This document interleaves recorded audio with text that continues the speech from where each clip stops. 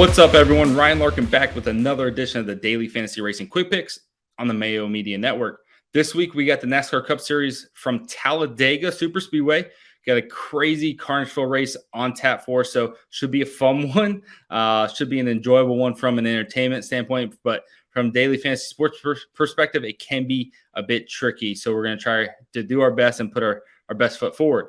At Talladega, we typically see double-digit DNFs, mainly through big wrecks, the big one, as they call it, where we see 6, 8, 10 cars involved in a single wreck. We typically see 1 or 2 of those in an event here at Talladega. So at the end of these races, we could see 15, 16 DNFs, which really opens up the slate. That'll have a lot of guys with negative points scored. That'll kill lineups. That'll give value plays starting in the back that you typically wouldn't want to play. A very good floor, and then a great upside if they can put it all together and score a top 10 finish. So a lot of different things here at Talladega than most races. And that's kind of what we have to navigate for this slate. So the biggest thing for me in this race is trying to decide how many top 10 starters versus value play starting in the back do I want? Is there any need for a dominator or things like that? Typically, I don't really want a lot of top 10 starters, maybe 1 or 2 in a lineup. We generally see a lot more in terms of place differential plays paying off, especially when we get the higher carnage races. There could be a driver that goes out there, starts 5th, leads 40 laps and wins. Totally possible. So things like that, that can end up on an optimal lineup. Whereas maybe in cash, you don't really want to touch anyone in the top 10. So different things to play with and a difficult slate kind of as a result, because you never know who that driver is going to be that separates himself and ends up on an optimal lineup. There's literally 20 guys that can, quote unquote, be a dominator and lead laps. There's literally 20 guys that can crash out and kill a lineup. So lots to be picked through when you're building lineups. But hopefully with this video, we can give you a couple of core guys that you can kind of hammer and hopefully hit big with if all goes well. As always, if you can do me a favor, like this video, subscribe to the Mayo Media Network. I know they got some great NFL content coming up. And of course, you always got golf and everything else that they kick out here. So make sure you're here for that stuff by subscribing, and then leave a comment. Let me know who you think might win, what you're thinking of the slate. Let's go ahead and jump into it. I'm not really going to pick a dominator because I'm not as concerned with that this week. I'm just trying to put my best foot forward. So I'm going to go with Ryan Blaney as my race winner. Ryan Blaney starts 19th, has 2 race wins here, I believe, in the past. And I think he may also have a Daytona win. I can't 100% remember, going off the top of my head here. But he's been really, really strong on the super speedways throughout most of his career at Penske. And then he also led some laps here earlier this year. Great upside from 19th. He can put together a bunch of place differential points. If he can finish top 5, he's going to score really well. If he so happens to win, he's going to be on the optimal. So I really, really like Blaney. I like the upside there, and that's my pick to win.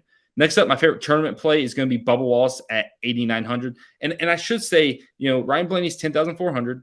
Bubba Wallace is 8,900. Salaries don't matter. You're probably going to be able to put lineups together where you leave $5,000, $6,000, $7,000 on the table. It makes a lot of sense on these super speedways when you have the possibility of 10, 12, 15 DNFs. You're going to want to attack those guys starting in the back, the value plays, the Landon Castles, who we'll get to in a second, Corey LaJoyes we've seen hit a lot. Those drivers who give you a bunch of place differential upside, who can score top 10 finishes from starting in the 30s, are going to be great options. And you're typically going to play 2, maybe even 3 of those guys. And as a result, you're going to have so much leftover salary. It doesn't matter what any of these guys cost. But that said, Ryan Blaney does cost $10,400 if you're interested. Next up, Bubba Wallace, 8,900. He starts 27th. He won here last year in the rain shortened race. Regardless of what you think of him winning a rain shortened race, he's been great on super speedways for years. I think he has 3 runner finishes between Daytona and Talladega, if memory serves. He's looked really, really good here in a lot of races. He's great at moving forward and pushing the pace.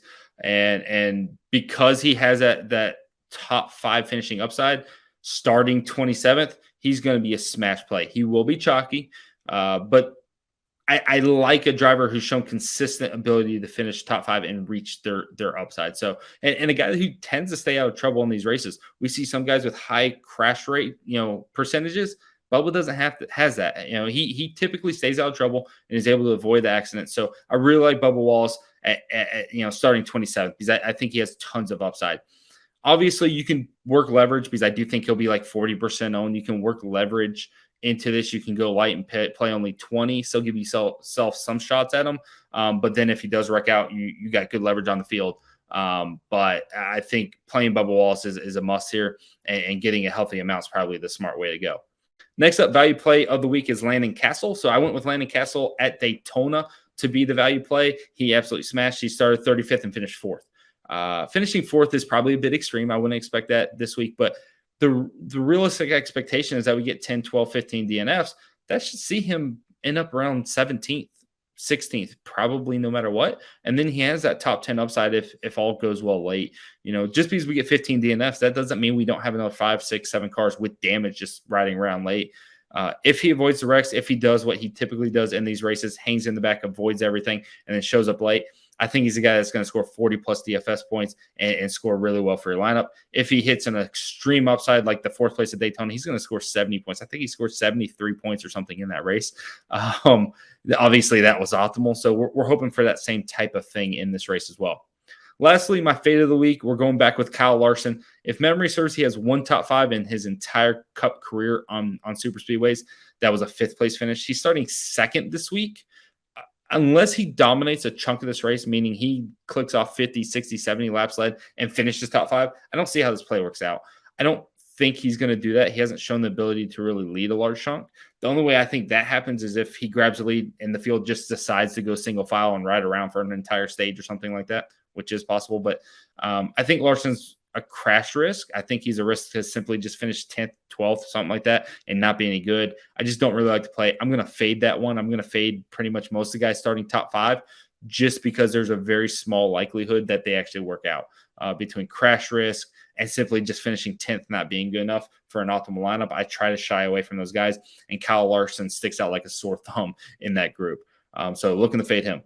That'll wrap it up for me. I appreciate you guys checking out the video. As always, like the video, like I said earlier, like the video, subscribe to the Mayo Media Network, and leave a comment. Let us know what you're thinking.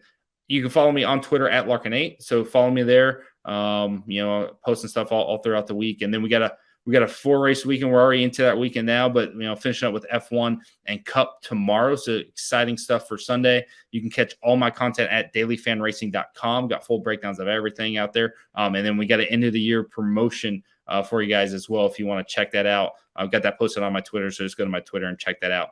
Appreciate you guys checking out the video. Hopefully you can win some money and you enjoy the race. Best of luck.